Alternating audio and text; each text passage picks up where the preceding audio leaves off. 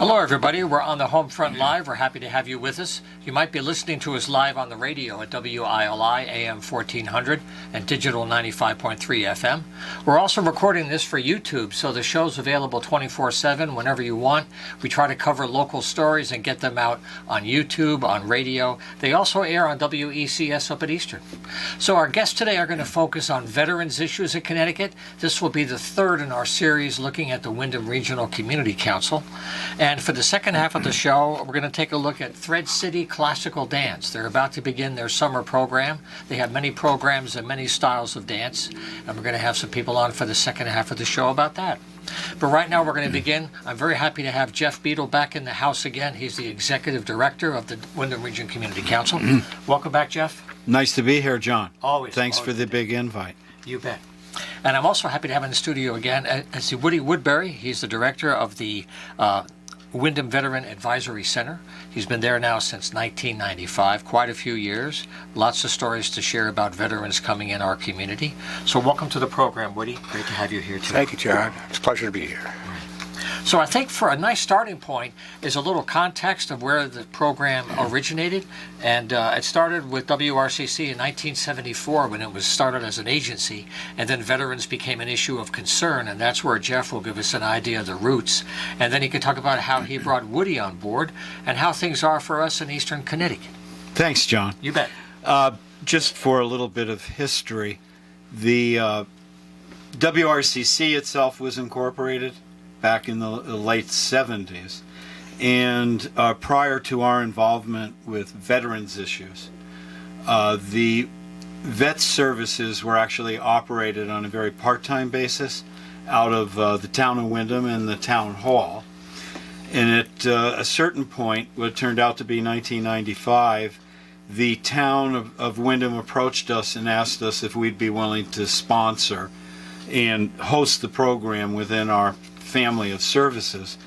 So the both Woody and I are responsible to report to the Windham Area Veterans Council, Veterans Advisory Council. So together with those individuals, Larry Haynes, some people may remember, was the chair. We interviewed a number of individuals, and we hired Woody Woodbury. One of the best answers he gave to the question is, why do you what have you done, and what do you want to do in the future? And he goes, well, I haven't done my best yet, and that's what I'm planning to do. And that was back in 1995, and that's what he's done, providing a compelling voice for veterans issues and assisting them in receiving benefits for which they're entitled. So Woody, when you came on board, did you have, since you've had several years of service now, when you first came on, you must have had some initial vision or thought of what you might be encountering here. And how has that changed, or how much do you think you guessed correctly, and what were your surprises between then and 2023? I had a chance to warm up. Andy Carey and Larry Haynes told me to get in the on-deck circle, and if this came available, they would lean my way for it. So I did service officer work up to the VFW for a couple of years before we got the nod down here. And I got the chance to transport the guys to the various VA hospitals around here and kind of get introduced to that system. And I heard a little bit about soldiers, sailors, and Marines, although that was still very murky. That still wasn't up to where we wanted to make it as public as possible, especially with the amount of money that's in the bank on that outfit. So they gave me a chance, and once they gave me a nod, it was kind of a pleasure to get over to the WRCC and see what was going on. Especially we had one. Jane was. That's right. Yeah, Jane Metzler-Potts was probably one of the. She made it the easiest for anybody I knew, and she was really a classic. And then Jeff made it. He just brought it aboard. Yeah, he's a great enabler of many programs, right? In a positive way. Oh yeah, because each one needs the trigger. Each one needs that trigger to to keep growing in its own way. So now we're in 2023. Let's kind of look at today. Folks are aware of veterans issues. I don't know how closely they follow the reality of everyday life apart from an occasional news story, right? But what's the situation like for veterans in our part of the state, and how are they getting along overall between their short-term needs and their long-term sense of being okay? I think now there's a plethora of programs out there that sometimes can be confusing, and that's where we've got to bring it back, or at least have the answers for what's applicable to the certain veterans' needs, and what might be able to go on the back burner until they can face up with something like that later on. We need to sit down with them individually and address what they're up against and how to go about helping them with it. A lot of it's financial. There's a couple of financial. We mentioned Soldier Seals already, and that's a pretty important thing out there in the state of Connecticut, strictly for the state of Connecticut, which is a good thing too. And the VA is opening up on some fronts. They're making it easier to access care through the community care program. They need to polish that a little bit. Do you think the VA is getting more resources, or do you think they're getting their act together with some of their management challenges internally? I think overall, I think the administrative staff could use a little cleaning up.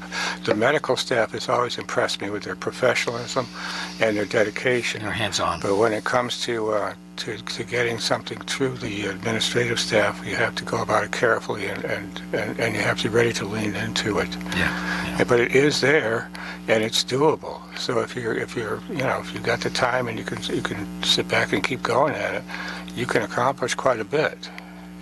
I guess part of the challenge from other conversations is that there's so much emotion involved that what might seem like a bureaucratic simplicity it's an emotional trip to get things prepared to tell these stories, right? And that means a challenge for some people that might take longer. It's not quite as simple, even though it's meant to be easy to access. On the veteran side. What I see a lot of things, of course, nowadays the guys that are getting out of the service are taking the time to learn and think about what they want to do when they do transition out.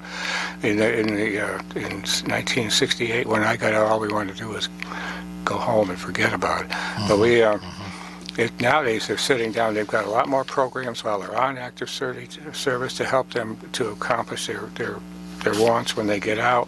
They get classes on how to start their applications for VA care before they actually leave, which gets them. That's like getting a giant step ahead right there. Sure.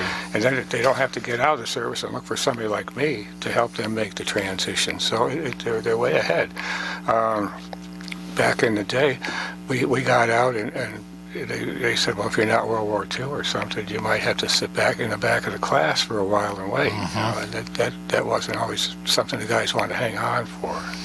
Yeah, that's something that's come up with some other conversations with veterans is the generations of service and the branch differences. But a Korean War vet, a Vietnam vet, like an Iraq vet, they're almost a different universe.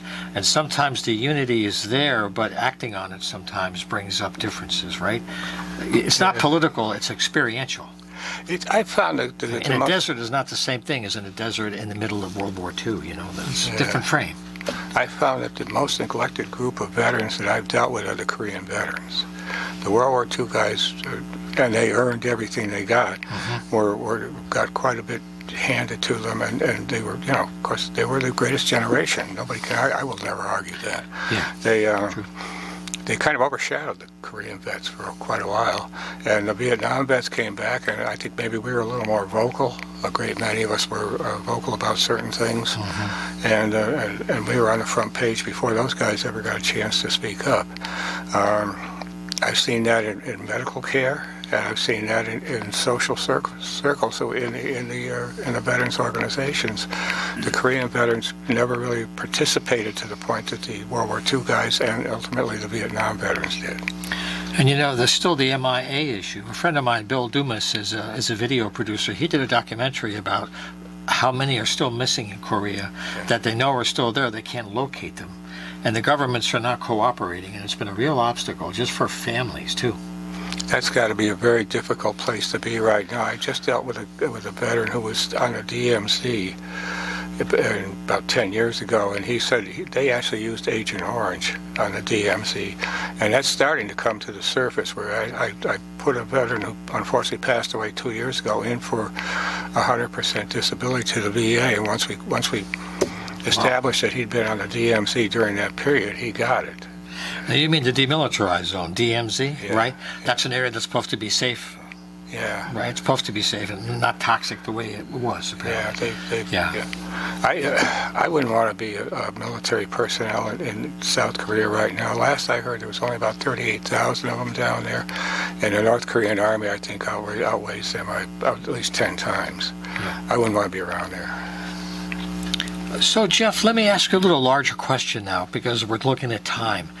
Are there any big shifts people should be aware of in state or federal support, or what other kinds of resources are available? It's a large mission. There are many kinds of expenses, many issues to deal with. In your environment, trying to provide resources, what's the changes for you on your end? Well, actually, it's basically a status quo, and the reason is that we've we have a program that the towns believe in, the municipalities. So we do not have any state or federal funds to support the project. It's basically funding from area municipalities. And the major funder is the town of Windham. And then to some extent, there's generosity within the town of Mansfield. And then, interestingly, there's interest in Chaplin that has provided funding. You know, a small Excellent. amount, but proportionately. It all adds up. It's all real. Yeah, so we recently just had the budget passed, or the town had the budget passed in Windham. Right. And the dollars that are committed for the project are there. And it's not a big sum. The entirety of the budget, including everything, is about $50,000. And Woody actually is working part-time, on a part-time basis. So, but we're stable so long as the towns continue to support us. Right. You know, that's one of the interesting aspects of WRCC, the Windham Regional Community Council, is they're managing multiple needs, and each of those needs has a different base of support depending on the kinds of challenges they're facing and different resources. So that's got to be interesting and challenging, because those formulas change, the mix of agencies support shifts sometimes, and there's a need Yes. that you know is demonstrated. It's just the environment that provides that support is hard to negotiate with. Yes. Right.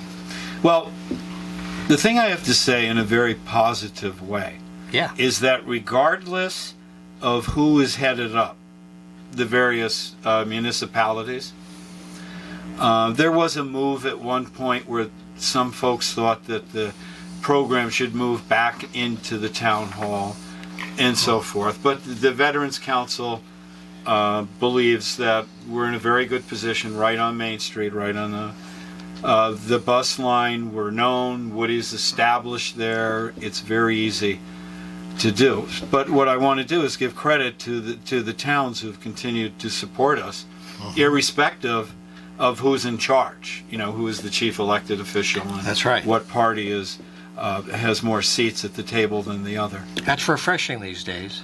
Quite so. It's the best kind of grassroots you can have. Absolutely. The best kind of grassroots. Yes. Now, by the way, in case you've joined us, we're talking about the veterans issues in our area with people from the Windham Regional Community Council, Jeff Beadle and Woody Woodbury. The Veterans Council is having a special event tied into Memorial Day, and I want to make sure now that we're at the halfway point that we talk about your gathering, and maybe let people know what the council does throughout the year and what people might learn or benefit for getting more involved in those things. Well, the Veterans Council has had the distinction since I've been involved I started in 1969, getting involved with that, and they've had the distinction of operating the Memorial Day and Veterans Day programs for the town of Windham's. We've always considered it a privilege that we're very proud to do. Memorial Day is coming up.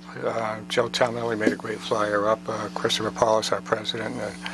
We got Gary Pomo's the vice president nowadays. Memorial Day, May 29, 2023, we start the the pilgrimage, which I don't think a lot of people have seen or understand. We start that at 7 o'clock every Memorial Day morning, and we leave the VFW and we go to the 10 different places in the town where there's either a cemetery or a monument to the deceased, to those who have fallen. Kind of connect the dots. We have a little observance at each one. Andy Carey was very big in that. Dan Reynolds is the star of the show. He's our chaplain.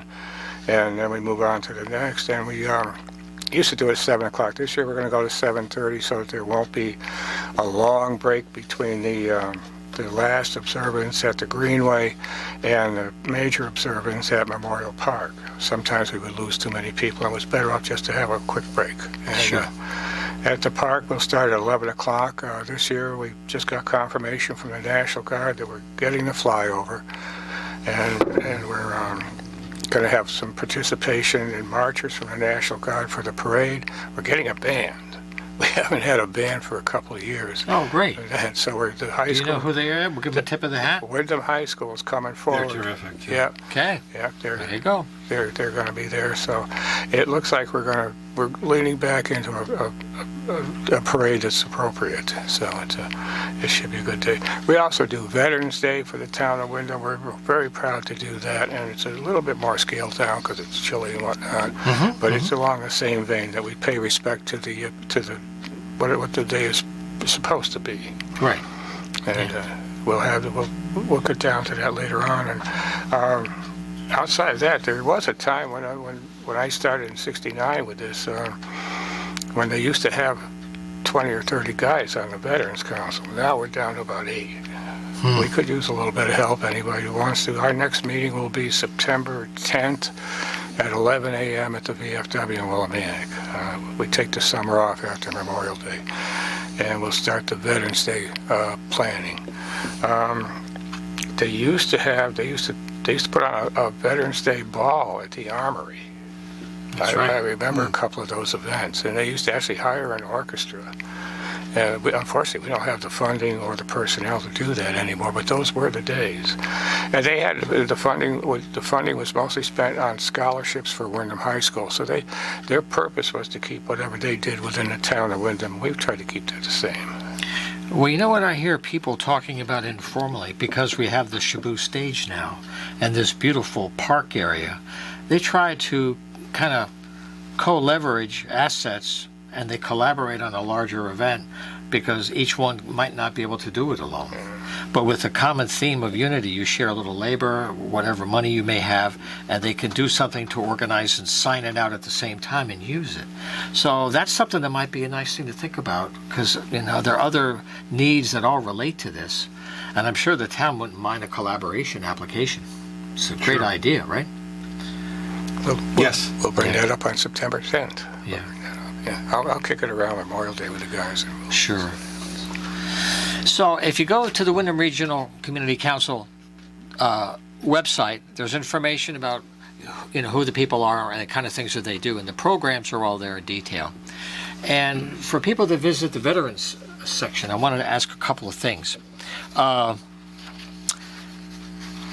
can people manage their personal care when they have to learn how to file, or maybe they have a need for blank and they don't even know who takes care of that need?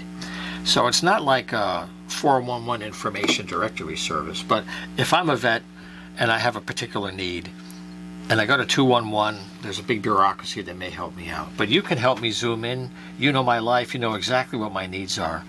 Is the website able to do that, or is it better to do something like that over the phone to help people find their way? I like to do it person to person. I think you get more right that way. The purpose of my job when I got it was not necessarily to know everything about veterans, but to be able to point the veteran in the right area or the right direction. If I couldn't take care of them myself, to make sure they got to see someone who could do it correctly. Yeah. And I still try to do that. Are there any big differences in younger veterans coming out now that have recently served? Do you find them either less in need or less inclined to work with veteran services? They're more into integrating into the workplace right now because they're younger? Or is there an age issue at all in terms of their interest and participation when the numbers drop the way you say they do? I get along pretty well with everybody that comes in. I'm sure you do. No matter what their age. Of course. But, a veteran's a veteran.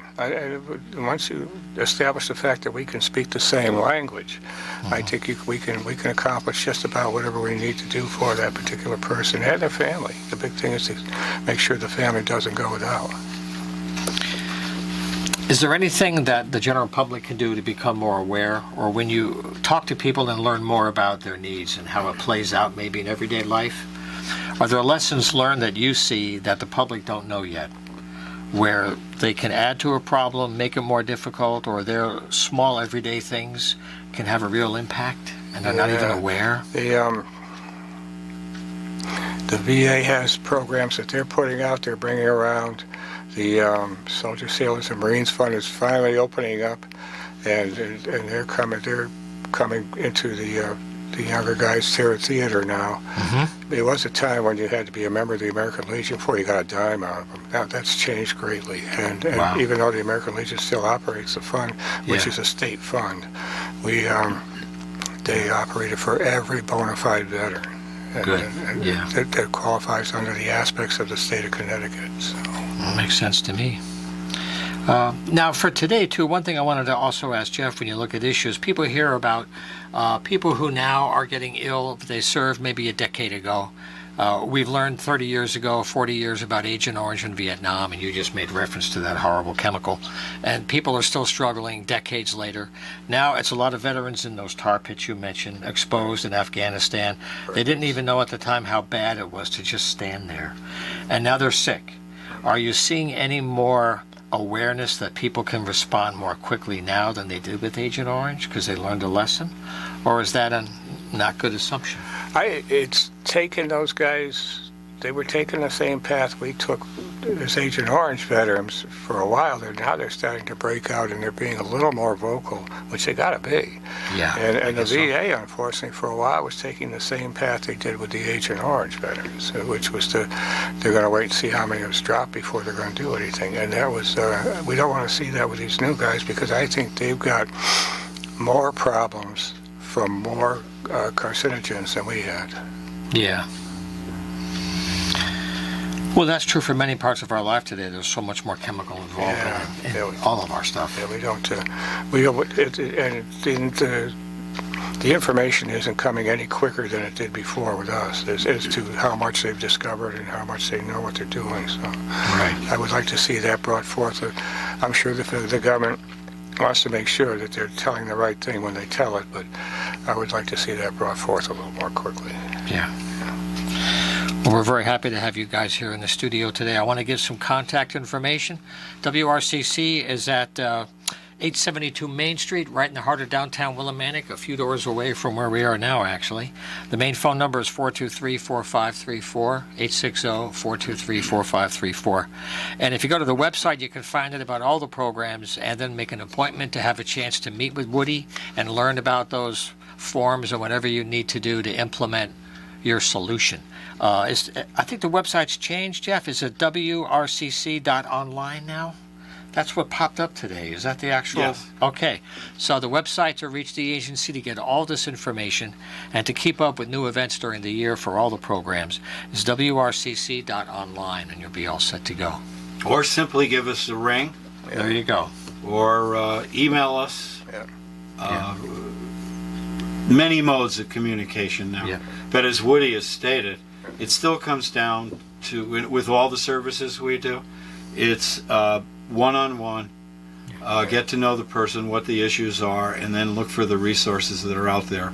Because they're out there. Even though many, like Woody has referenced the Soldier, Sailor, Marine Fund, which is unique to the state of Connecticut, and I agree, which is good, which means that it's more localized, if you will. It's not run out of Washington. And with that funding, we can pay for people's needs, whether it's a rent payment, it's food needed, utilities, Medical bills. Medical bills. Yeah. Is that where we get the grave markers too? From? No, They get that from the I vets. go right to Quantico for those. Right. Yeah. Okay. So in a given year, we've been able to bring. Woody has been able to bring anywhere from 96 to upwards of $150,000 per year in direct aid, financial aid, Right. to veterans, their spouses, and their family. It's just been enlarged a little bit. We do 2 grants a year, basically. We can pay for a mortgage or a rent twice a year, a tank of oil. Tank of oil last winter the soldier sailors opened that up to the need. It was if the very veteran tough. needed 5 tanks of oil during the winter, he got 5 tanks of oil. So it's opened up to a need. We do 2 rents, 2 mortgage payments. We do 2 electric utility payments. Those are bona fide, and we could pay if a veteran needs a home health care person to come in for like 30 to 60 to 90 days while the aid and attendance application is pending with the VA. With a doctor's note, we can qualify that, and that home health care person can be paid through the Soldiers, Sailors, and Marines Fund. And there's about 10 more things that I'll screw up if I try to list them all in a hurry. But you've already hit lots of bells right now. I mean, a lot of people don't. Bells are ringing. The programs there are many times the needs are not met from a lack of communication, not a lack of need, and the agencies have to get the word out. So that's why we're here now, sharing all these exact things. And you could follow up with all this, or maybe you know a veteran, someone who's back, and they could find out, because that's everyday life you're talking about here. It is. Every day. And I thank you for helping people with that. It's the best job I ever had. There you go. Hey, I'll quote you on that. So Jeff Beadle, thank you for being here again. This is our 3rd of a series of programs looking at different agencies and part of our community. So thank you for the good work, and we'll look forward Pleasure, to John. have you back another month or so. Nice to see Matt too behind the camera. That's right. Matthew Rupar keeps it all here, keeps it real for us. And thank you, Woody, for the good work. My pleasure. Thank you for having us. All righty. So we're going to take a short break, and we'll be right back. Stay with us. Alrighty, you're back on the home front now. For our next segment, we're going to focus on Thread City Classical Dance, based in Willimantic on Meadow Street. We're going to have a conversation now with Amy Chabot and Abigail Boyce. I had this earlier today on my program on WECS up at Eastern, but it's about their summer program series, which offers many dance opportunities throughout the summer, and their annual special show on May 27th. So here we go. Welcome to the studio. It's great to have you here. Thank you for inviting us. Welcome. This is so exciting. Okay, Abigail. So let's talk about the most pressing thing that we have them here for today is your annual spring show, May 27th. That's a very big day. So kind of walk us through what your hopes are. Well, every year we try and have a theme. It's always a bit of a struggle. Most choreographers are inspired not by themes, but by music. But it helps the audience if there's, several different pieces to have some thread that ties them together. Sure. If you went to see a ballet company perform or a modern dance company perform, they'd either do a full-length program that was held together by the plot of the story, or they would do 3 acts. But they wouldn't do 15 small pieces, which requires a different kind of attention connection. So each year Sure. we try to do something different. Our first one, we called it Spring Debut because it was our first show in 2017. And then the next year I thought, well, a lot of our students come from Willimantic, but more than half come from the surrounding towns. Sure. And they all have different ideas of, what Willimantic is.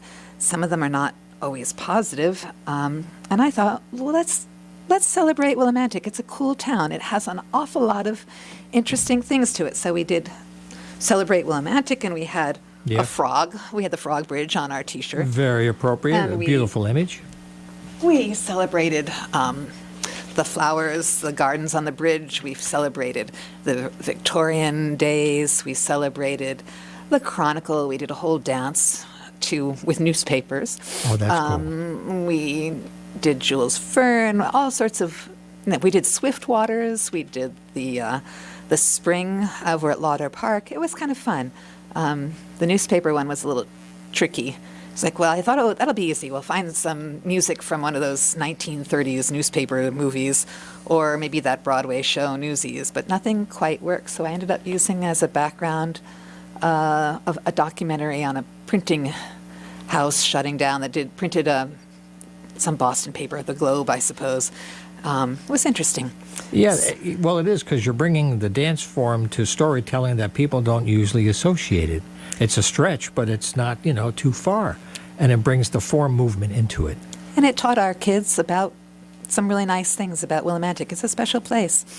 And then the next year, I had a student in the fall who did a collaboration with a senior at UConn who was translating some poem from, I don't know, ancient Rome, or maybe just near the downfall of Rome. If I were good, I would know the name. And I thought, she's doing that in the fall. Let's do that'll be our theme. We'll do poetry and motion, and we'll base everything off of poetry. And we had a lot of fun with that. Well, tying into the fall of Rome could be relevant today, the way things are going. I hate to be too predictive here, but... Well, it turned to be all about, I think, Octavia poisoning somebody, and so we left that for the evening program. It was not quite the Russians love their poisoning. That's a real art form over there, I believe. Wasn't maybe for the pre-ballet and the little ones. We left it for the evening program. But I don't know if you know, Byron had that poem. There's a ballet based on one of Byron's most famous poems. So that was interesting. And then we were getting ready to do Firebird. We had a couple boys in the school, so we could actually maybe do one of the story ballets a little bit, because it's kind of hard to do any story with just girls. Yeah, cast of characters, kind of. That's a problem. And then, of course, COVID hit. So the following year, we did a film, a video. We did a performance out of Wyndham Theatre Guild's stage that was all videotaped, no audience. And our T-shirt was, how did you spend the pandemic? And on the back it says, we danced. There you go. Last year we were back to live performances, and I thought, the pandemic, it's kind of like a before and after the war situation. The war comes through and it changes the culture. Yeah. World War I changed the world's culture forever.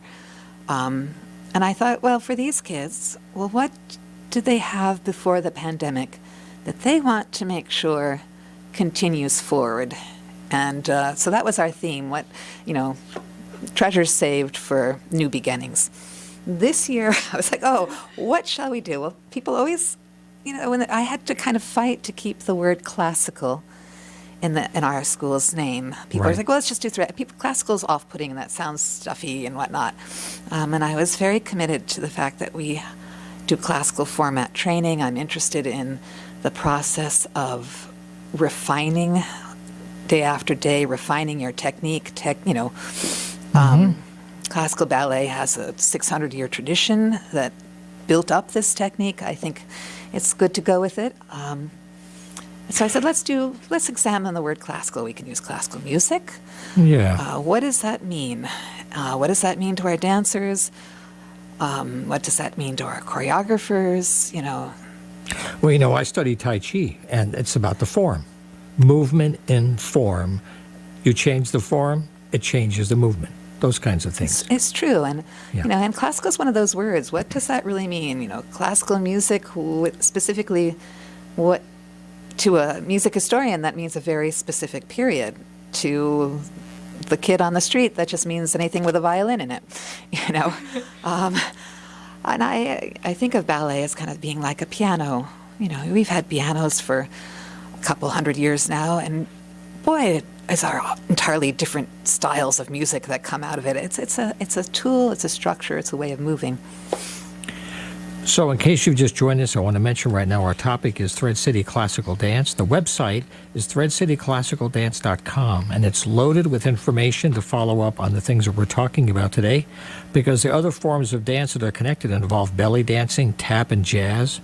And also, could you describe, without losing me in language, core ballet versus ballet classes? What's core ballet? Core. That must be on our website. We have two different. We have a serious program. So when we say core, those are our kids who come twice a week, and if they're going to be in a show, all of their rehearsals happen outside of the classroom. Well, they're in the studio, but we never rehearse during class time for our serious students. Right. Their training is such that if Larger they ever commitment. wanted to go professional, that they could transition they'd be familiar with the vocabulary, they'd be familiar with the discipline, with the demands, what's expected of them. I studied at a serious school when I was a young person, and when it was time to go to college, you're there in high school, 16, 17 years old. I had friends who didn't study at a classical school, and they had dreams of going professional too, but there wasn't a chance at that point.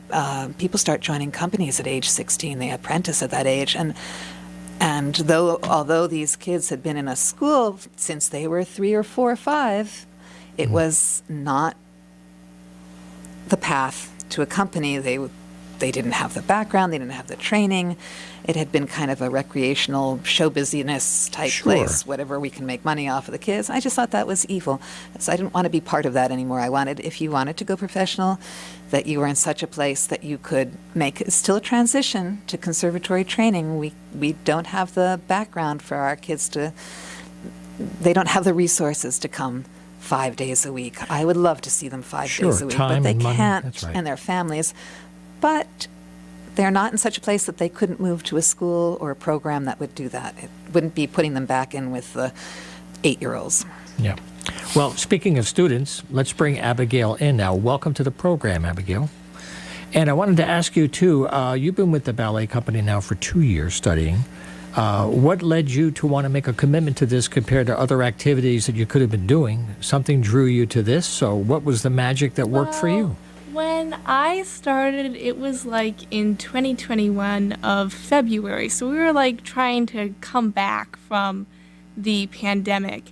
And it was like there was not a lot of options. And then this was here. And I've always wanted to try dancing. And so ballet was here. And it was in a place that was like, not too far away from our home. Like, That's important. yeah, anywhere we live in Eastford, Connecticut, so anywhere we go is going to be like a 30-minute drive at least, but like most of the other schools are like in Hartford, and that's like an hour away and like Yeah. not doable. That's a practical thing. Yeah. Yeah.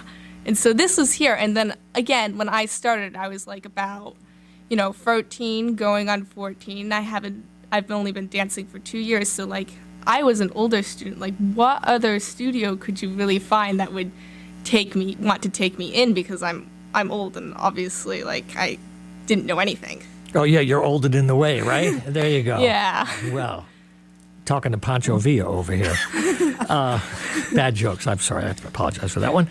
But the question is, though, I guess young people start younger because that's when the body is growing and is most able to adapt for training? Or is that a cliche that's totally untrue? That's a market.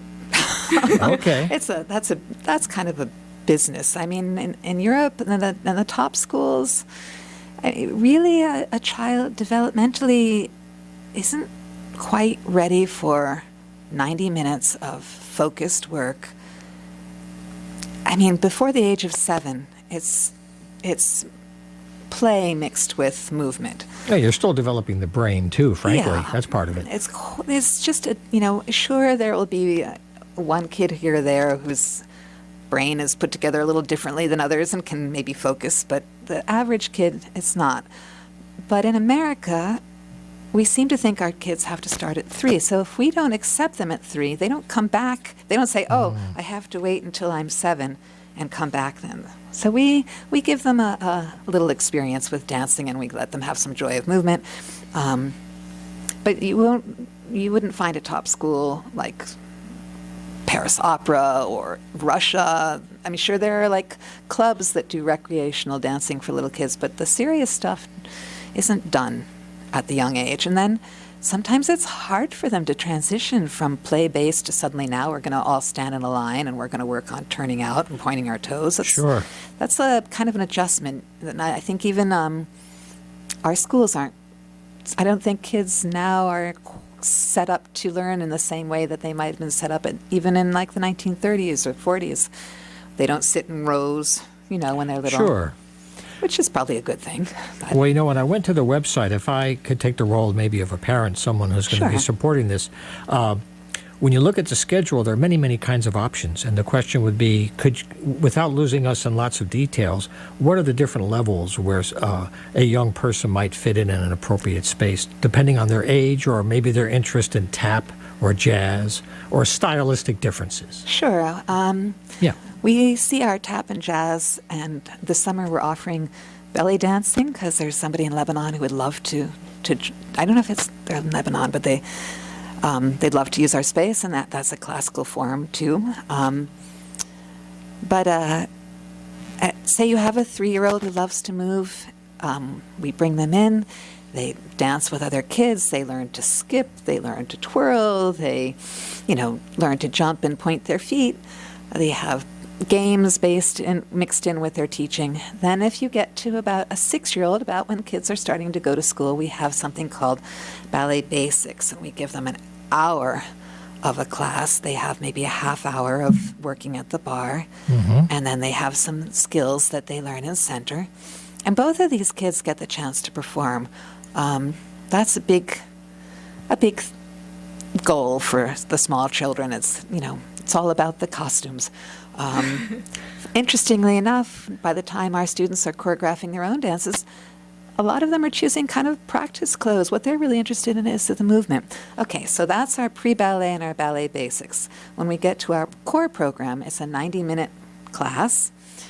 We have foundation for the ones who've been in ballet basics and are ready to have a real class. It's a 45-minute to hour-long bar, and we start pushing progression of skills in center.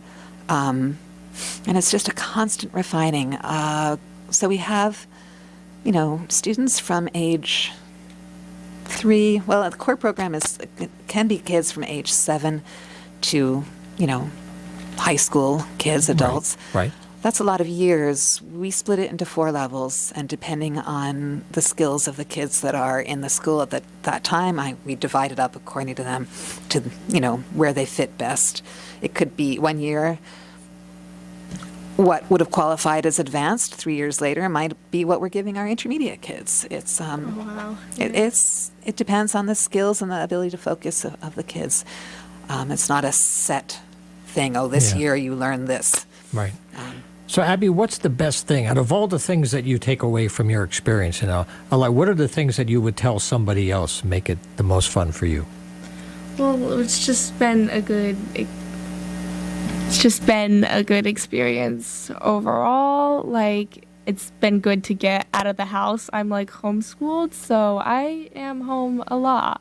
And so it's been good just to get out of the house and do something, stretch your muscles, make it look pretty. And I love the music. I love making things look pretty. I'm an artist all around. I'm always looking for beautiful things. And so ballet is just it's just beautiful to look at and do. It's a lot of work though, obviously. Do you take time and practice at home and stuff, work on moves that way? Well, yeah, sometimes I've been a little lazy lately with school and everything. But Well, yeah. School's over soon, though. Another few weeks and you'll be all set. Eastern's all done now as of last week, but you have more time in the summer for that. yeah, it's going to be fun. I also take it with my sister, and she really loves it. She's always yeah, we're going to do this. And she's Abby, come and practice. I'm okay. Oh, there you go. Having a partner helps a lot for a lot of things. Yeah. That's really great. So, Amy, what do you think as you look ahead to the summer? The programs run through August, right? So people have, depending on the schedule, there are many opportunities. Well, our classes are discounted in the summer because we understand that people go away. So True. and our lower level class, certain classes you do have to register for, but the price is such that we kind of expect you're going to miss one. So we took that out of the price. But for the intermediate and advanced kids, it's a drop-in situation. They buy a class card, and we check off. We buy a 7-class card, and Very you nice. come to 7 classes throughout the 14 that are possible, and That's great and Yes. flexible. we just teach a fun class. It's, we aren't about the discipline over the summer. We let them wear their hair in ponytails. We let them wear shorts. The classes are in the evenings so that they can do other things during the day and That's still right. come to class at night. And we do have air conditioning. Hey, Yeah, that's a big factor. It's like say that one more time. Yes, we have air conditioning. Drum It's a nice, roll. cool place to be. yes. Well, you know, when you're working with family dynamics, they change week to week, and you could think. But with families, things shift all the time, and Oh, having yeah. that flexibility is a make or break for some. That really Yes. is practical stuff. It would be nice to be Yeah. able to do that.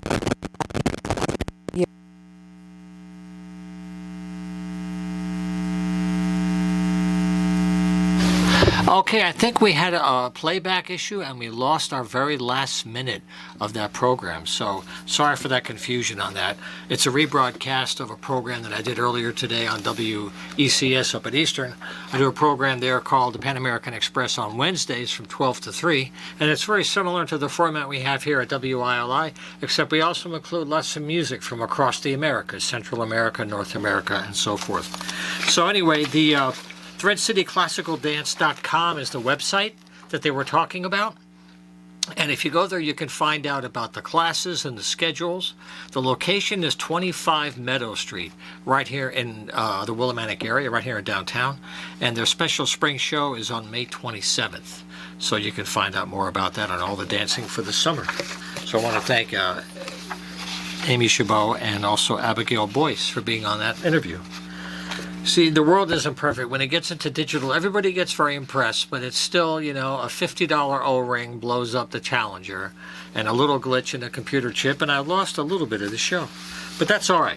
I also want to mention, too, that we're on the air all summer here on Wednesdays, and there's always room for you to join us here in the studio. If you send me an email, we'll be very happy to have you here to share your story. If you have a special annual event, this is something new that we're talking about while I have 1 minute. If you have a special annual event, come here about a month ahead of time. We can do a show to talk about what you're doing. All these shows get posted on YouTube. WILI Radio has its own YouTube channel, and we have a playlist. So your show then is on YouTube with a link that you can use in your emails to let your supporters know your story, and our studio conversation can be part of your toolbox. So you think about that. It's here for you all year. If you want to connect, just send an email to john@humanartsmedia.com, john@humanartsmedia.com, and we'll take it from there. So thanks for sharing some of your time, and we'll see with you next week. Take care.